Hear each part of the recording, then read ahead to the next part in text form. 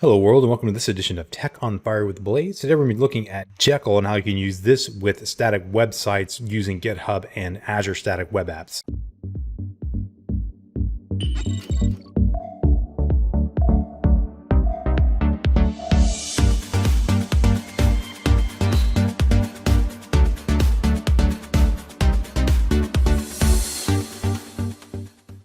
Hi guys, today I want to talk about Jekyll and how you can use this to create static websites. Jekyll is a tool that basically takes some minimal input from markdown files, which is a basic syntax for making text documents that can then be translated into more complex documents like HTML, CSS, and JavaScript, and then create static websites based on that. And Jekyll is very popular because it integrates with GitHub, and GitHub uses it as the back end for GitHub pages. And because of that, it's become widely popular for the purpose of generating static websites. The reason I got an interest in it is because I recently moved my website off of WordPress into Jekyll because I wanted something that was probably a little bit simpler and a little bit cheaper to host than what WordPress offered. And I've moved my blogging basically to another site. So I'm not really using my personal website for blogging anymore. So I can use Jekyll for static content, and that's exactly what I'm doing with it.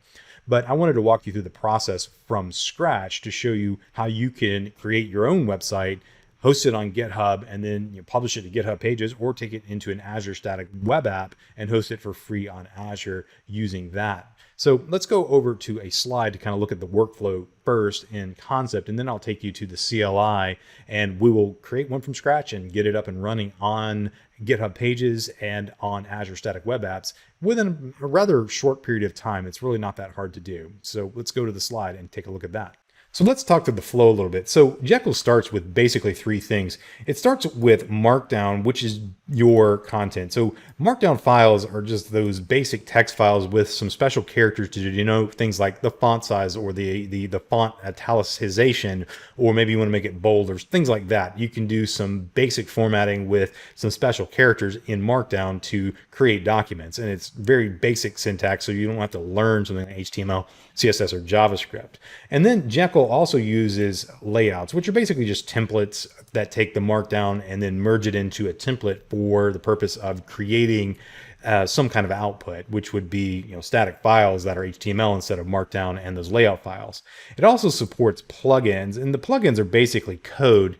This allows you to do things that you wouldn't easily be able to do with just straight templating and Markdown files. So generating things like tables of content or XML feeds or things like that would be otherwise hard to do just by simply taking templates and Markdown and merging them together. That's fairly easy to do, but Jekyll combines plugins, layouts, and Markdown in the engine to generate static content. And so the Jekyll engine is really just the engine that drives all of these and combines them together.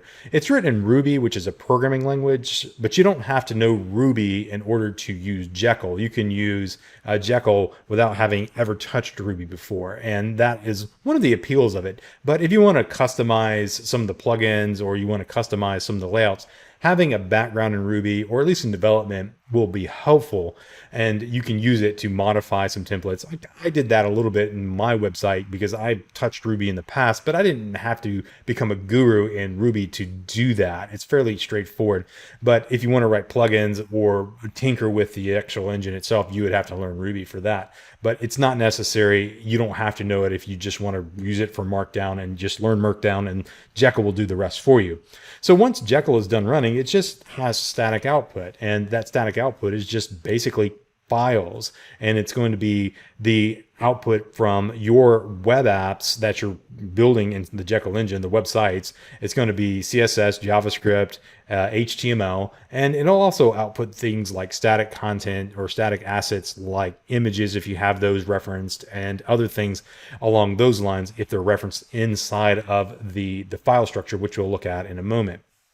But once you have that static website generated by Jekyll, it's just publishing it to a local file folder. And then from there, you can take that local file folder and do whatever you want to with it in terms of hosting.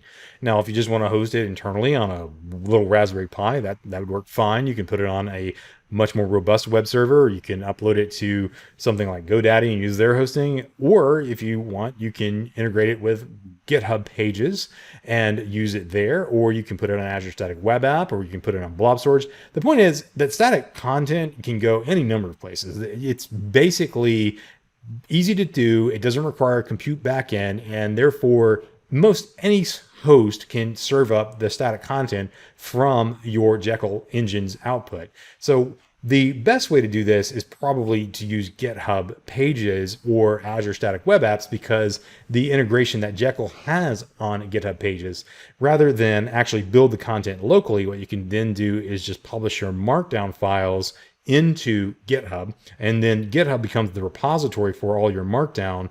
And if you want customizations, layouts, and other things, and then Jekyll Engine is built into GitHub, and it will then build a static website that you can publish to GitHub Pages or to an Azure Static Web App.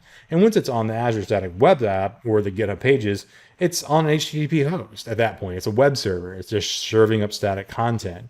And then because of that, you can distribute it to a CDN, which is a content delivery network, and you can get global scale very easily with a static website like you would get out of Jekyll. So this is a very common approach for companies that want to have a globally distributed website. They want to update it in one place and deliver that content by way of CDN. Now, this obviously isn't going to work for backends like APIs and that kind of stuff, but it works well for distributing front-end applications and information-based websites, which is going to be something like a blog or just an online brochure, if you will, for whatever it might be that you're trying to advertise or inform about with your website. In my case, I write novels and I want to publish chapters of my book online. And so this is perfect for that. I don't really have a need for a lot of complex backend to handle that. So I can basically create content in Markdown and then have it delivered by way of a CDN globally.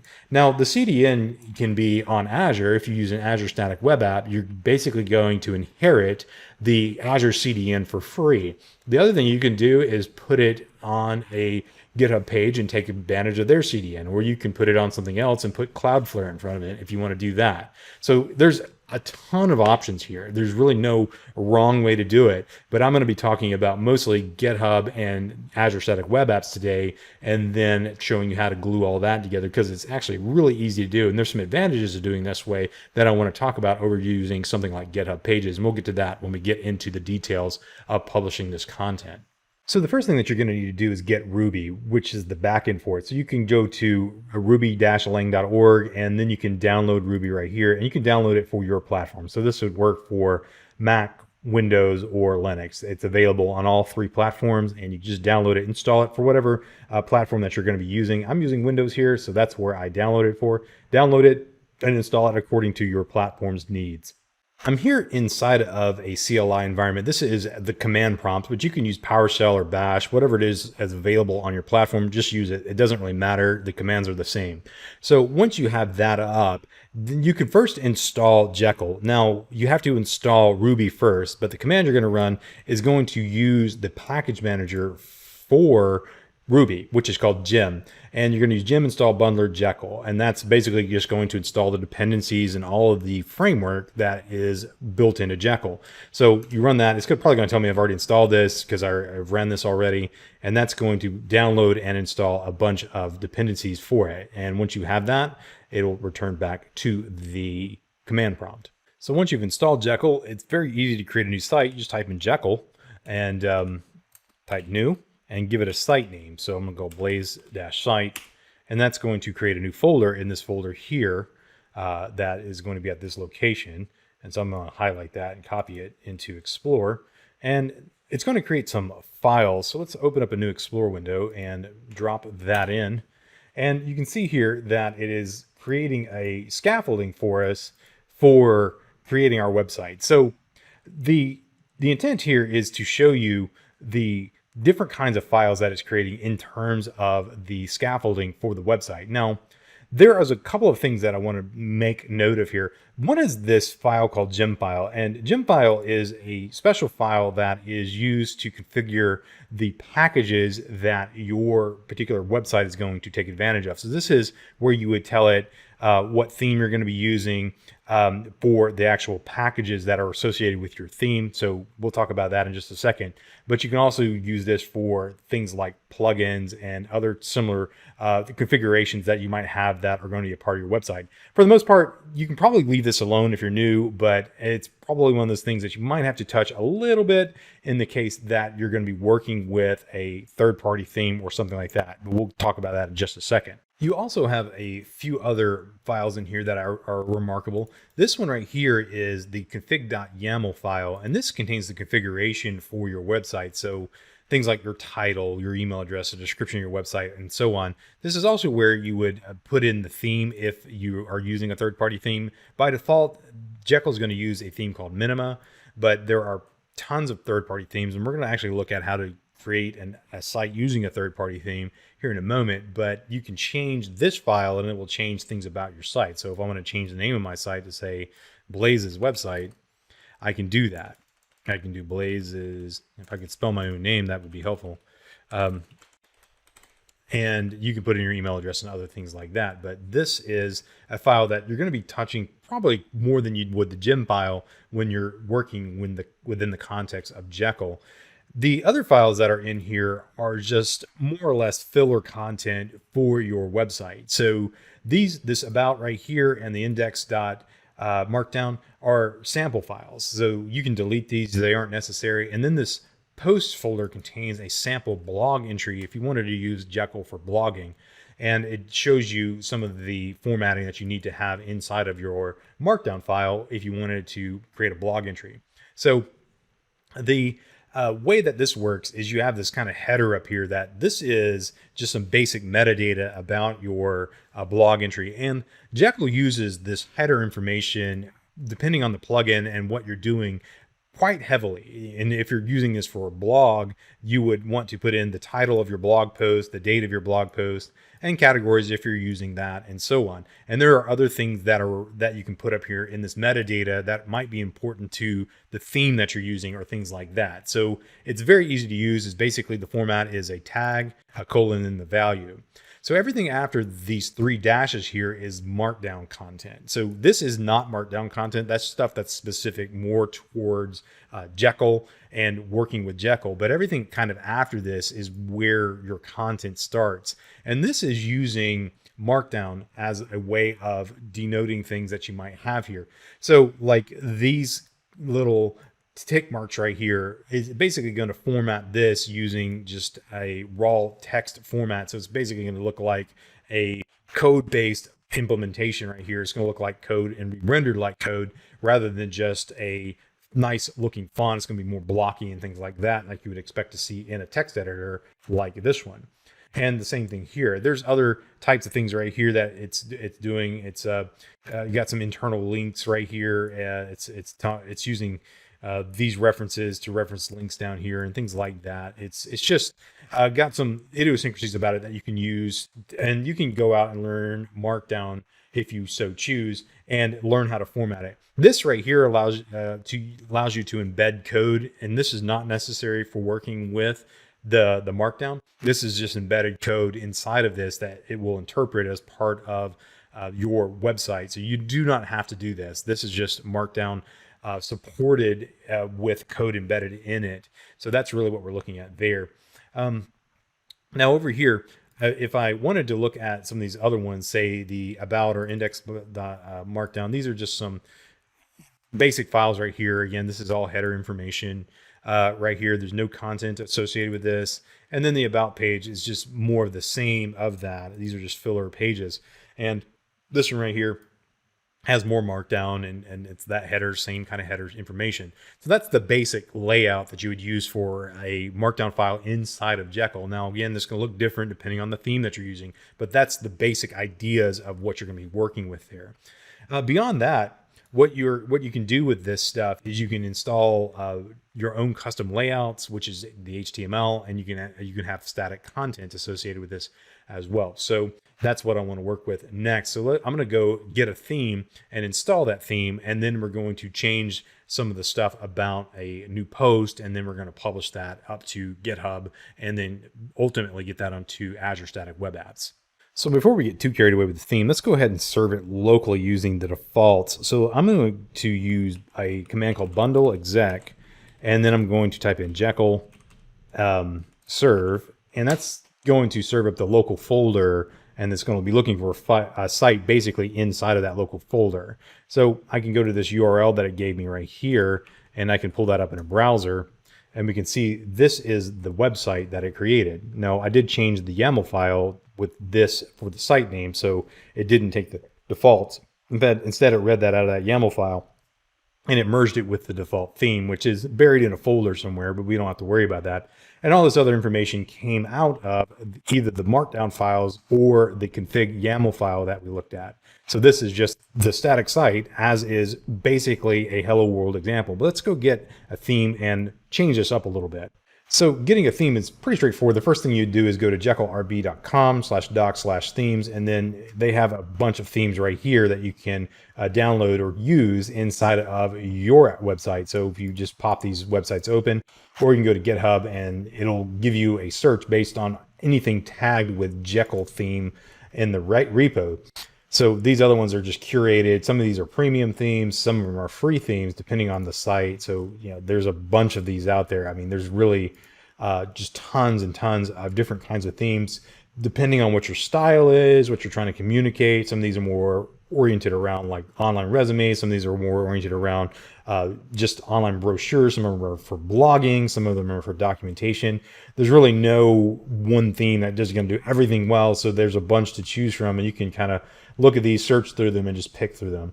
And of course, there is just tons of these available on GitHub as well. And you can see 1,300 or so themes out there that you can use for these. Now, the one I want to use is called Just the Docs. And this one I like because it's fairly straightforward. And I think it's a pretty versatile theme for a lot of the things that I've used it for. But just to give you an idea of what it looks like, this is what it looks like. It's really simple. There's really not a lot of fluff to it.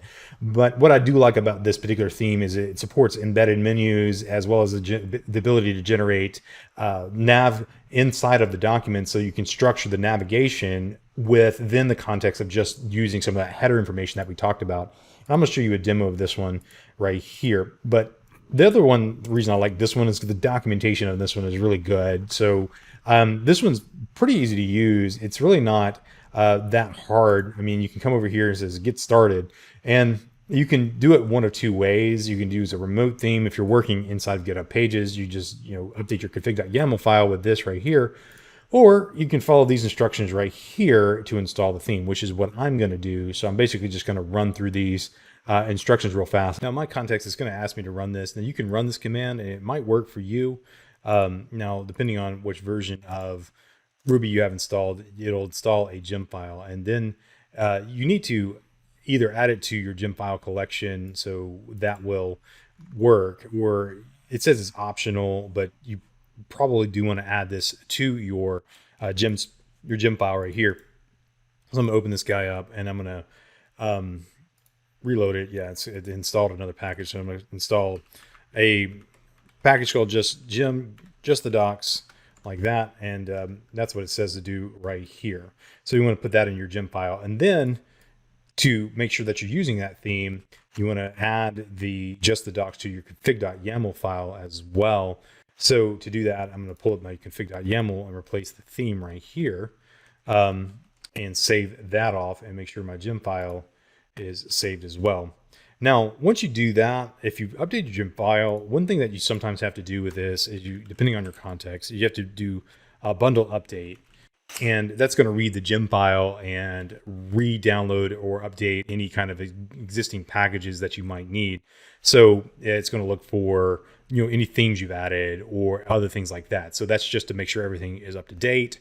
And once you have that running, you should be able to run your website using the serve command like we did already. So I'm going to type that in again, and it's generating the content. So now we should see just the docs theme that we saw a minute ago. So let's pop open this and drop that in. And now we have a new theme installed. So just the docs is now installed, and you can see that it is using the static content. It's not working with the blog. This one doesn't have the blog feature enabled. It's just working with documents that are more static or their orientation. So if you wanted to have a blog, this theme would probably not be the one you'd want to use, but this one does work for static content like I'm going to be using for my website. So I did customize this theme a little bit, and let's go and take a look at what I did just to show you some other things that you can do with Jekyll. Now, I've customized my theme a little bit to include some other things that weren't included in the default theme. So you'll see here that I have a layouts folder. I don't have any blog content, so I deleted that folder because I don't need it.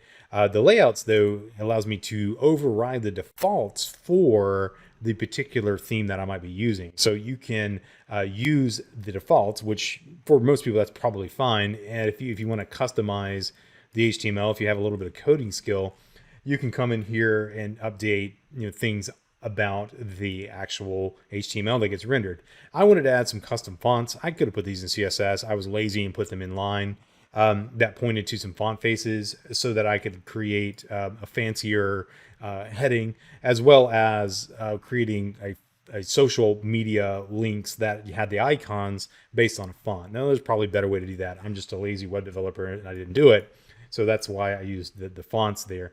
And then I also added some stuff for tracking and stuff like that, just so I can get some feedback on it. But otherwise, didn't really do much to this theme. Now, once you have that changed, you can save it off to the layouts folder, and that will then take your theme and apply those changes to it using Jekyll. So if I was to render this one, I can shut this one down. Let me go over here to the folder, and I do ls or dir. I can't remember what shell I'm in here. You can see here's my site. So if I run that bundle serve right here on this one, I will get my website that I'm using currently on my domain blaze.net. So let's go ahead and plug this one in. And this is the local development version of just the docs theme. And these are the changes I did right here. I've got this little pop-up right here. It's MailChimp. So I wanted to put that into the theme. So I added some code for that from MailChimp to subscribe to my newsletter. But I added a font right here to get a font face that's not built into most machines, so I could have a fancier title up there. And then I used the social icons font to render these links right here as the icons for the site. But the rest of this is pretty much as is. There's nothing fancy about it. And so you can see here I just have static content on this site about my website and so on. So these are some things you can do with this. So this is by no means intended to be a demonstration of everything you can do with it. Again, the sky's the limit on this. You can customize this to your heart's content. You can use a lot of different themes. Each have different supporting features about them. I like this theme particularly for the purpose that I'm doing here, because I'm just serving up these sample chapters. And if I want to add a new chapter to it, it's very easy to do now.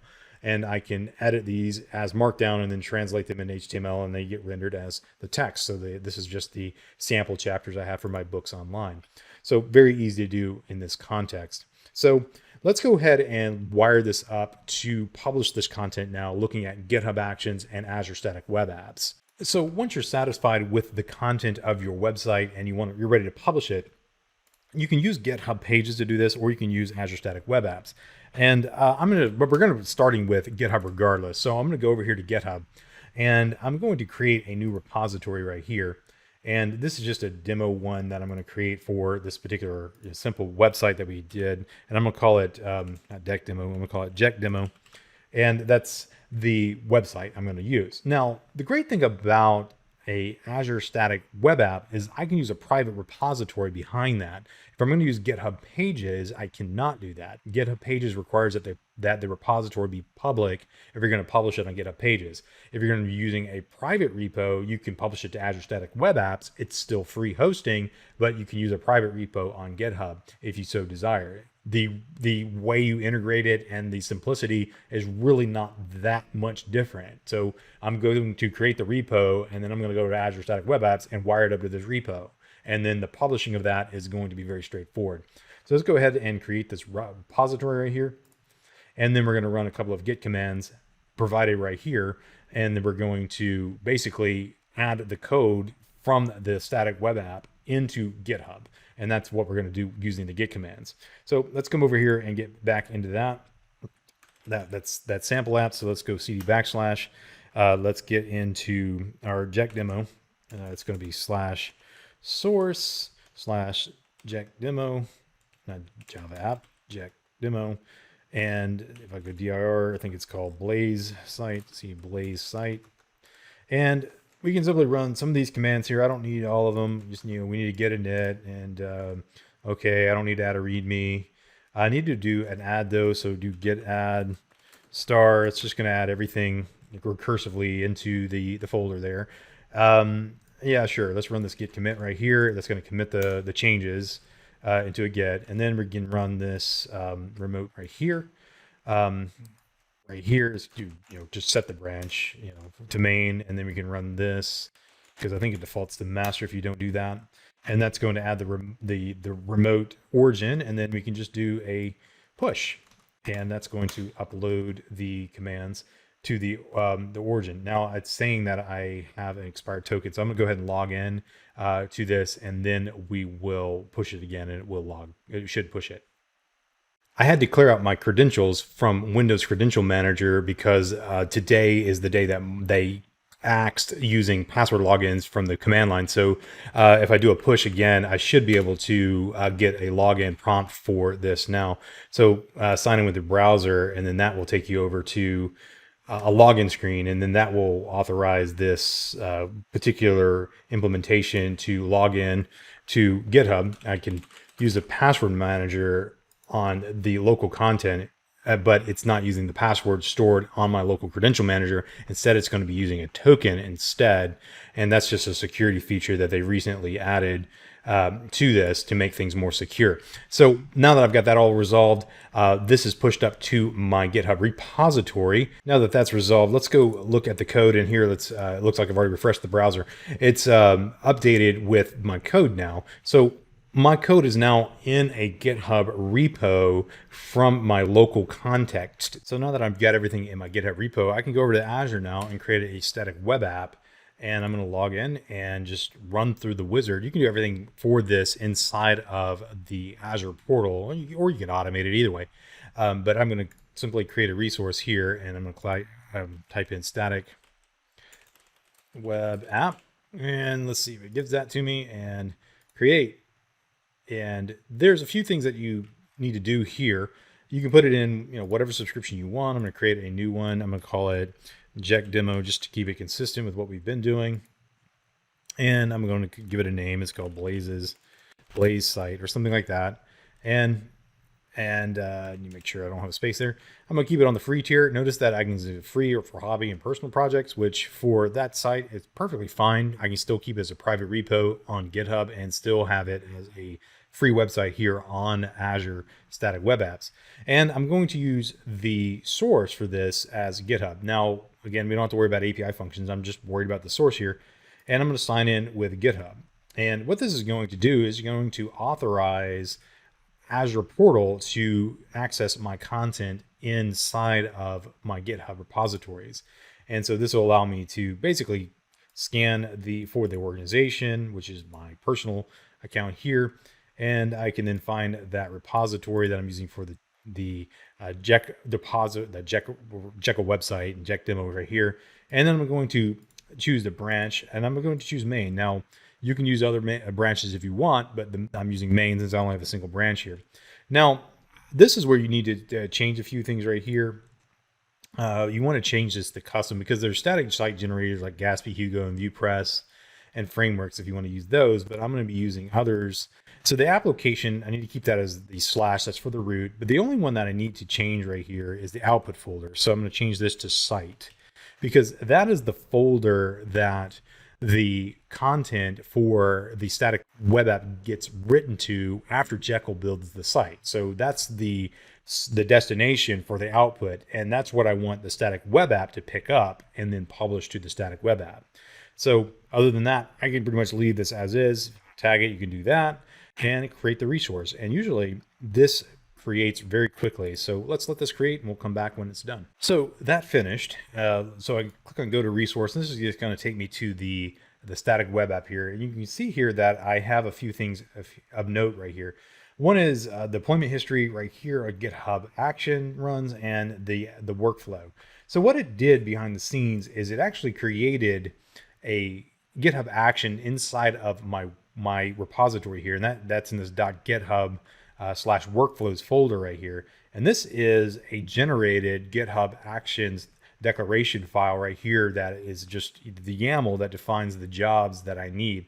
And it also created the secret so that it would have access to the APIs on Azure, so that this can invoke a push into the Azure Static Web App when new content shows up inside of my repository. So notice the triggers for this are on the pushes to the main branch, or if I do something like a pull request. So these will both trigger this particular build process.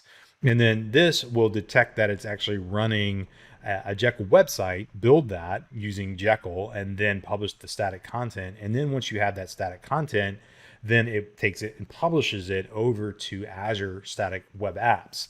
So that's what this last step does there. And then the static web app then will then have the content hosted there. So if I want to check on the status of this, I can look at it. It usually takes about a couple of minutes to run this. So the build activity takes about 2 to 3 minutes to run, depending on the complexity of the site. And then once it's done, it should show up inside of your website. So let's let that finish, and we'll come back whenever it's finished. So it looks like that's finished. So let's go over here to the tab I have open for the actual static web app right here. And I can click on this URL right here, and that's going to open up the web app that I published. And this is exactly like it looked like when I was running it in my local context. So it basically rendered it using Jekyll on GitHub Pages. Now, if I wanted to make a change to this, that's pretty simple. So let's go ahead and do that. And then I'm going to go through the whole process. But I don't have to reconfigure everything. Basically, all I need to do is make the change and push it. And then everything else should be automated now. So let's go down here and make a trivial change to, say, one of these documents here. So let's go back to the source and pull up Jekyll demo. And let's come in here. And let's change the about right here to be something else other than the default that I have that was part of that particular site that I published already. So if I said about title, let's call it something else, about Blaze, let's just call it that. And we'll save that file. And let's go back down here to my CLI. And let's do a pull first, just to make sure that everything's up to date, because it's not going to be, because I added that GitHub action. That's the YAML file. So my local repo is now in line with what I have on GitHub, and I can do a git add, and I'm just going to add that change back to it, and then I can do a git commit -m and just say new about me for the message, and that's going to add the file, and then I can do a git push, and that's going to upload those changes. And now everything is back up on GitHub, and that should have invoked a new build. And let's go back over here to GitHub Actions and see what's going on behind the scenes. So that should be a new invocation right there. So new about me, that just got kicked off by virtue of doing a push. So now I can wait for this to finish, and I can come back and see what the changes look like once I have that about me published. Okay, so that looks like it finished. So let's go ahead and pull that website up again, and let's just see if this updates. And yes, it does. It's got about Blaze instead of about, and that was the trivial change I made. So it updated the page basically just by doing a push into the GitHub repo. Now you could turn on all the other features, gated check-ins and all that stuff if you wanted to. You can definitely customize the repository, use other features of GitHub integrated with this. But this is kind of the happy path, single user type experience that you might have if you're just running to run a blog or website using something that's very simple and very low cost. So the cool thing about Azure Static Web Apps, you can also do it with GitHub Pages, is you can do things like custom domains, which I have tried on this one and it works fine. I put my domain on this particular static web app that I'm using to host with, or you can use something like Cloudflare, which I currently am using Cloudflare now. I went over to Cloudflare because I wanted to use this particular service because it provides a little bit of better compression and response times for their CDN than what you might get out of the box experience with something like an Azure Static website. So if I go over here to blaze.net, you can see the traffic I have for it. And then you can come over here to the DNS, and this will show you that I actually am proxying that particular Azure Static web app because I am using Cloudflare for my DNS rather than the one I was using previous to this. And that is putting that in front of my website, which is blaze.net.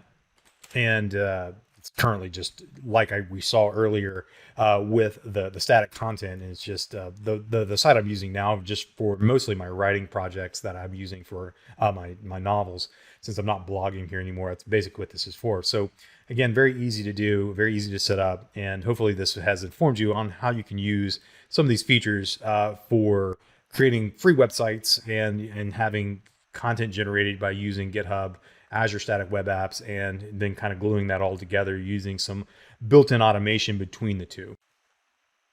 If you like this content, please consider visiting us online at www.wintellect.com, and there you can find about services that Wintellect offers, including training and consulting services. Also, please consider subscribing to this channel by clicking on the subscribe button and clicking the bell icon to get notifications when new content becomes available, and also comment down below. You can also follow me on Twitter at @TheOneMule, and also follow Wintellect on Twitter at WintellectNow or at Wintellect. We are constantly posting things about Azure-related technologies and things related to software development. You can also reach us by email at consulting@wintellect.com. Until next time, thank you.